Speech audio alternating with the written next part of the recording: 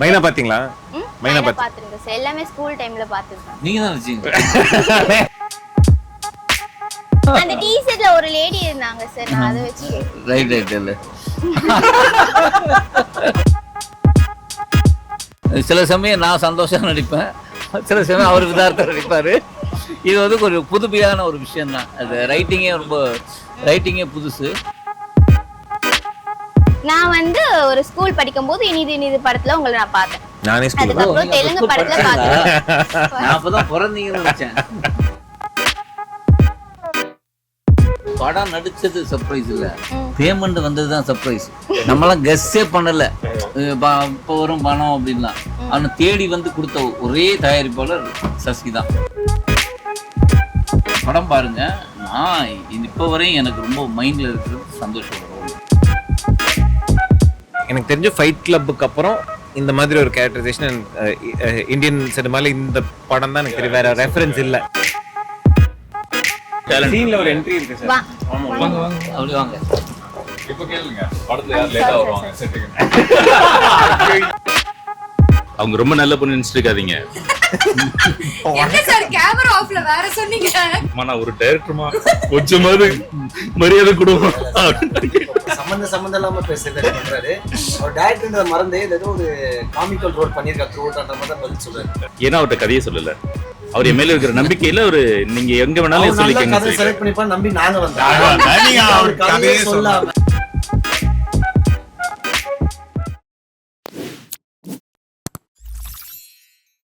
Sir, நான் எல்லாருமே படத்தை பத்தி கேக்குறாங்க. நான் கொஞ்சம் டிஃப்ரெண்டா வந்து போலான்னு இருக்கேன். உங்க மூவில வந்து ஷூட்டிங் ஸ்பாட்ல துருன்னு ஒரு மாதிரி வாழ்த்தனமா இருக்கிறது யாரு? நீங்க சொல்லுங்க. டைரக்டர் நீங்க தான் சொல்லுங்க.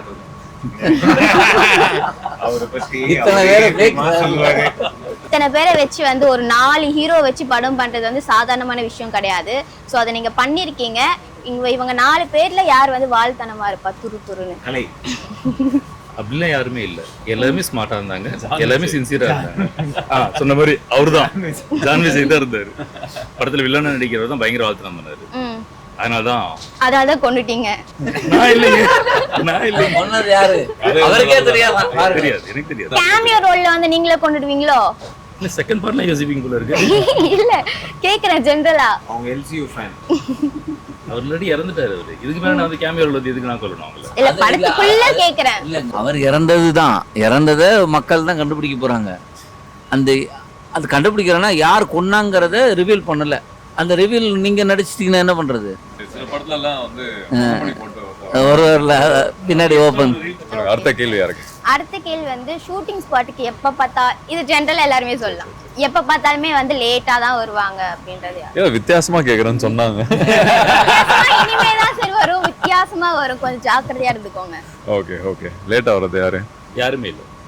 சரி, இப்படி பாசிட்டிவாவே ஆக்சுவலா எங்களுக்கு இந்த படத்துல வந்து எங்களுக்கு பேமெண்ட் தான் லேட்டா வரும். அது கூட சீக்கிரமா தான் வந்துச்சு.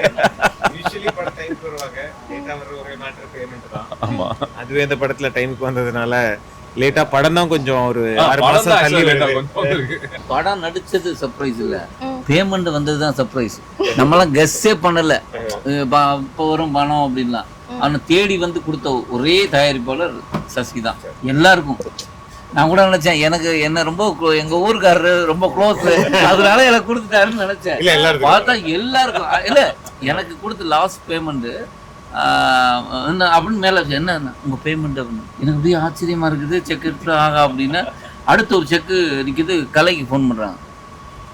தலைவா அவர் ஆமா நம்ம எல்லாரும் செட்டில் பண்ணிட்டோங்க அப்படின்னா. அடாடா, இப்படி ஒரு தயாரிப்பாளர், அது எங்களுக்கு ரொம்ப ஆச்சரியமா இருந்தது. நான் வந்து ஒரு ஸ்கூல் படிக்கும்போது இனிது படத்துல உங்களை நான் பார்த்தேன். நானே ஸ்கூல். அதுக்கப்புறம் தெலுங்கு படத்துல பார்த்தேன். நான் அப்பதான் பிறந்தீங்கன்னு நினைச்சேன். சொல்லுங்க. அப்போ தெலுங்குல கொஞ்ச நாளா நான் உங்களை பார்த்துட்டு இருந்தேன். இப்போ தமிழ்ல வந்து நடிக்கிறீங்க இல்லையா? ஸோ தெலுங்கு இண்டஸ்ட்ரிக்கும் தமிழுக்கும் என்ன வித்தியாசங்கள் நீங்க பாக்குறீங்க? மொழி தான் வித்தியாசம். அங்க தெலுங்குல பேசுவீங்க, தமிழ்ல பேசுவீங்க. மற்றபடி எல்லாம் ஆல்மோஸ்ட் சேம் திங் தான். ஒன்றும் பெரிய டிஃபரன்ஸ் இன் இண்டஸ்ட்ரி எல்லாம் இருக்காது. அது ஒரு இன்ஃபேக்ட் முதல்லாம் கூட வந்து அட்லீஸ்ட் தமிழ் படம் இங்கே எடுக்கும், தெலுங்கு படம். இப்போ எல்லா படமும் ராமோஜி ஃபிலிம் சிட்டியில் எடுக்கிறோம், ஒரே இடத்துல தான் இருக்கும். ஸோ இன்னைக்கு வந்து இண்டஸ்ட்ரின்னு எல்லாம் மர்ஜ் ஆயிடுச்சு. கன்னடா இப்போ இன்னைக்கு நான் பார்த்துட்டு இருந்தேன், சிவராஜ்குமார் சார் வந்து ஒரு கன்னடா சூப்பர் ஸ்டார். ஒரு தமிழில் வந்து இப்போ ஒரு படம் கண்டினியூஸாக ஜெயிலர் 2 இருக்காரு. இப்போ வேற ஒரு தமிழ் படம் பண்ணிட்டு இருக்காரு. ஸோ எல்லாம் மிக்ஸ் ஆயிருச்சு. தெர் இஸ் நோ அந்த பார்டர்ஸை தாண்டி போயிட்டு இருக்கோம், எஸ்பெஷலி ஆஃப்டர் ஓடிடி. முன்னாடி அப்படி இருந்தது, நடுவில் காணாம போச்சு. மறுபடியும் இப்போ வந்து அந்த இந்த பழைய ஃபேஷன் பெல் பாட்டம்லாம் திரும்பி வரல, அந்த மாதிரி.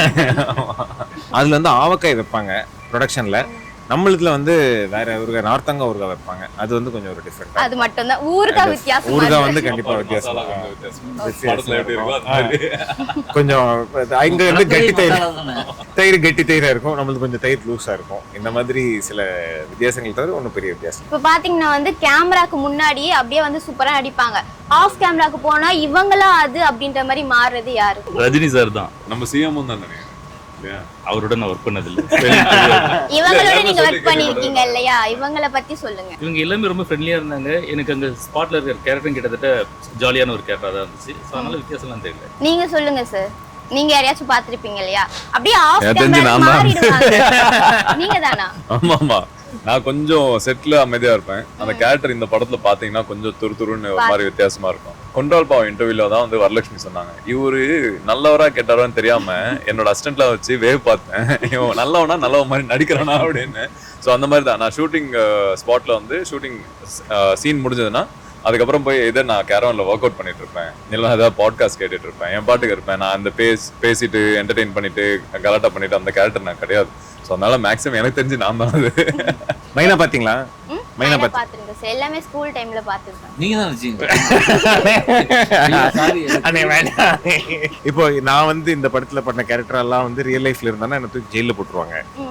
ஏன்னா அந்த மாதிரி ஒரு டேஞ்சரஸ் ஃப்ளோவா வந்து அப்புறம் நான் வேற கேள்வி கேட்பேன், ஆனா படத்துக்கு அது பிரச்சனை ஆயிடுமோன்னு பயமா இருக்கு. கேளுங்க, என்ன அப்ப பிரச்சனை? கொலை பண்ணது நீங்க தானா? ஏங்க ஆக்சுவலி வந்து நான் ஒரு க்ளூ தரேன். நான் கொலை பண்ணிருக்கேன், ஆனா கொலை பண்ணது நானா இல்லையான்னு தெரியாது. அது நீங்க பார்க்கணும், படம் பார்க்கணும், நீங்க தான் பார்க்கணும். அவரும் பண்ணிருக்காரு, ஆனா அவரா இல்லையான்னு தெரியாது. நீங்களும் பண்ணிருக்கீங்க, ஆனா நீங்களா இல்ல. ஐயோ, அவர்லாம் வேறங்க. உங்களுக்கு நீங்க ஆஃப் கேமரால போயிட்டு அப்படியே வேற மாதிரி மாறுறது யாரு? நீங்க வந்து உங்களையே சொல்லிக்க கூடாது, நிறைய ஹீரோயின்ஸ் இருக்காங்க. அப்புறம் நான் எங்க என்ன சொன்னேன்? நான் சொல்ல நீங்களே சொல்லுங்க. இல்ல ஆக்சுவலா அப்படிலாம் நீங்க தான். ஏன்னா நீங்க அங்க நான் உங்களை பார்த்தேன், ரொம்ப அமைதியா உட்காந்துருந்தீங்க. நீங்க வந்து வேறையா பேசுறீங்கல்ல, கேமரா ஸ்டார்ட் கேமரா ஸ்டார்ட் பண்ணா வேற ஆயிடுறீங்களா? அப்படிதான். ஏன்னா இல்லைன்னா பர்சனலா சந்தோஷோட ரோலை எடுத்தாதான் சந்தோஷாவே இருப்பாரு, இவர் ரோல் எடுத்தா அவராக இருப்பாரு, என் ரோல் எடுத்தா நானா இருப்பேன். அப்படி இல்லை. ஆனா நாங்க எங்களுக்கு பர்சனலா எங்களுடைய தாட் ப்ராசஸ் எல்லாம் வேறையா கூட இருக்கலாம். ஆனா நடிக்கிற கதாபாத்திரத்துக்கு வேறையா மாறித்தானே ஆகணும். அப்படியே இருந்தா அது எல்லா படத்திலும் விதார்த்தா நடிச்சிருப்பாரு. சரி, உங்க ரெண்டு பேர்கிட்ட ஒரு கேள்வி கேக்குறேன். இந்த படம் இந்த ரெண்டு பேரு அந்த படத்துல வந்து நான் டீசர் பார்க்கும்போது 18+ கொஞ்சம் வந்து இருந்துச்சு. நீங்க ரெண்டு பேர் தான் அதுல இருந்தீங்க. சோ இதுல வந்து உங்க கேரக்டர் எப்படி? நீங்க ரெண்டு பேர் தான் சேர்ந்து நடிச்ச மாதிரி நான் பார்த்தேன். இவரும் அந்த சாரும் வந்து அத கலை சாரும் தனித்தனியா தான் இருந்தாங்க டீசர்ல. நீங்க ரெண்டு பேரும் ஒன்னா இருந்தீங்க. சோ உங்க கேரக்டர் எப்படி இந்த படத்துல? அதுதான் என்னன்னா இந்த கர்ணன் கவச குண்டல மாதிரி நான் எங்க ரெண்டு பேரும் கவசம் எது இல்ல ரெண்டு பேரும் அந்த ஷர்ட்டை கழட்டி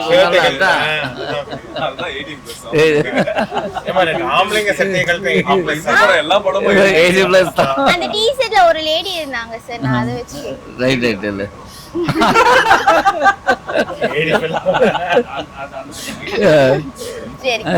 ஆக்சுவலி என்னன்னா சில சமயம் நான் சந்தோஷம் நடிப்பேன், சில சமயம் அவர் விதார்த்தம் நடிப்பாரு. இது வந்து ஒரு புதுமையான ஒரு விஷயம் தான். அது ரைட்டிங்கே புதுசு. ஆக்சுவலாக நான் பயங்கரமாக என்ஜாய் பண்ணி கொஞ்சம் பயந்ததே வந்து சந்தோஷோட ரோல் தான். ஏன்னா பயங்கரமாக அவர் ரொம்ப எக்ஸ்ட்ரானரியாக பண்ணிட்டார். அது வந்து நான் வந்து அவர்கிட்டே சொன்னேன், என்ன தலைவா எனக்கு ஒன்றுமே இல்லையே. என்ன அப்படின்னா தலைவன் வந்து ஃபிசிக்காக மட்டும் இல்லை, பர்ஃபார்மன்ஸாகவுமே அந்த ரோல் வந்து அவ்வளோ அழகாக இருந்தால் அது ரொம்ப கேரி பண்ணியிருந்தாரு. அது எனக்கு ஒரு சேலஞ்சு தான். அதில்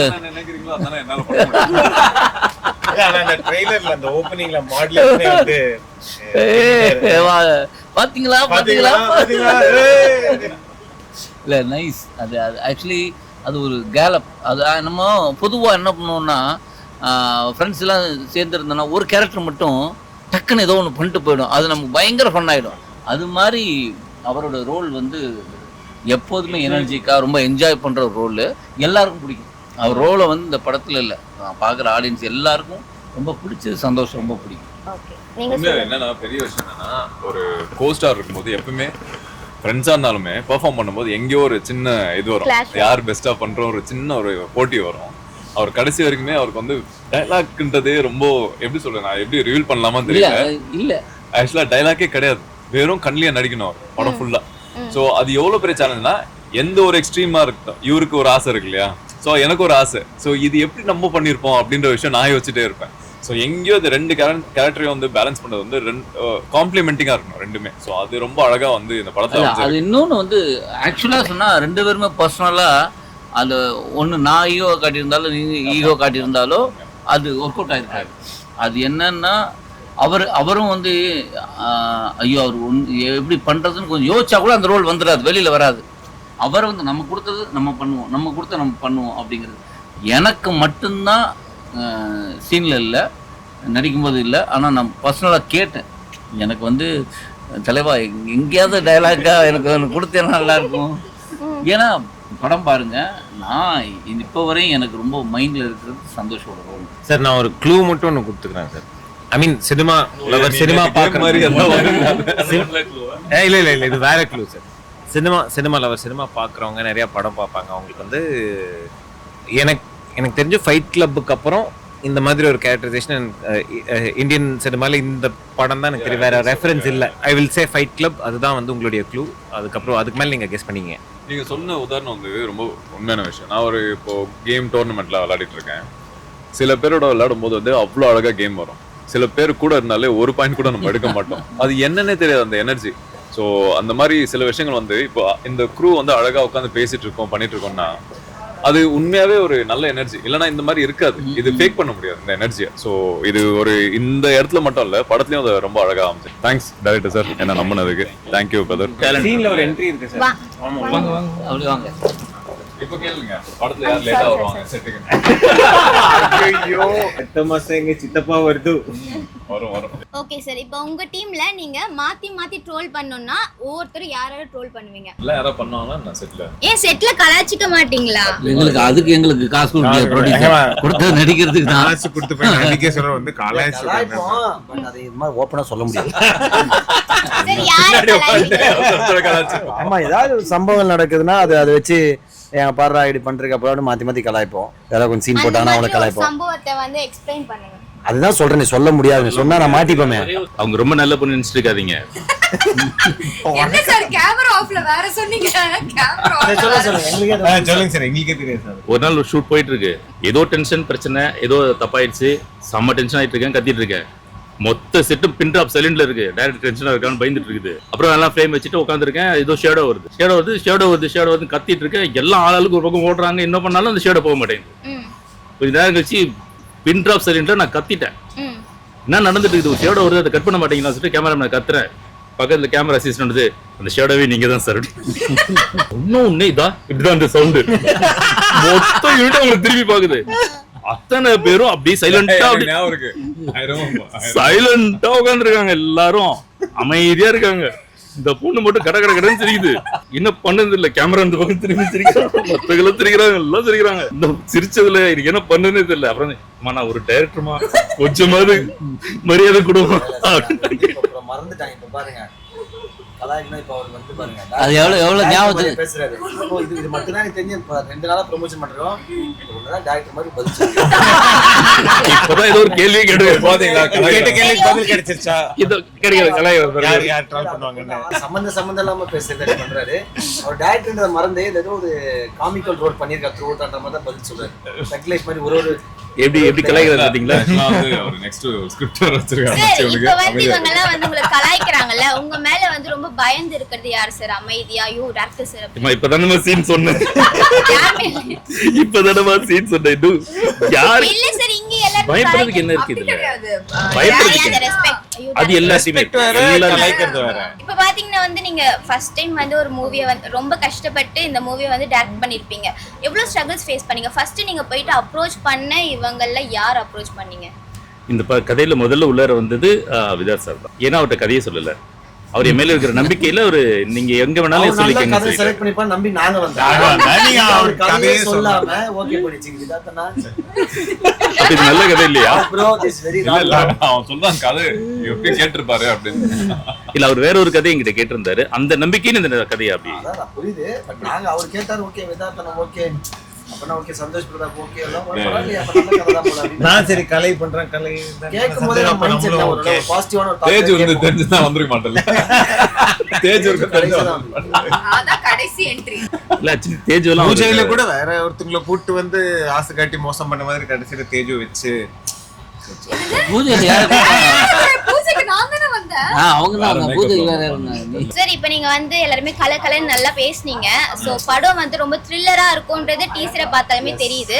ஸோ படம் எப்படி இருக்கும், எப்படி வந்து பார்க்கணுன்றதை வந்து நீங்க ஆடியன்ஸ் கிட்ட டீசர் மாதிரி இன்னொன்று கட் பண்ணிருந்தாங்க. ஆக்சுவலா அது பார்த்தாலே உங்களுக்கு வந்து இந்த படத்தோட டீசர் பார்க்க தேவையில்ல, ட்ரெய்லர் பார்க்க தேவையில்ல. ஆடியன்ஸா நீங்க என்ன பண்ண வேண்டியதுன்னு சொல்லி கிளியரா அதில் தெரிஞ்சிருக்கும். ஸோ ஏன்னா இந்த படத்தோட கிளைமேக்ஸே உங்க கையில தான் இருக்கு. ஸோ அதுக்காகவே நீங்க படம் போய் பார்க்கலாம்.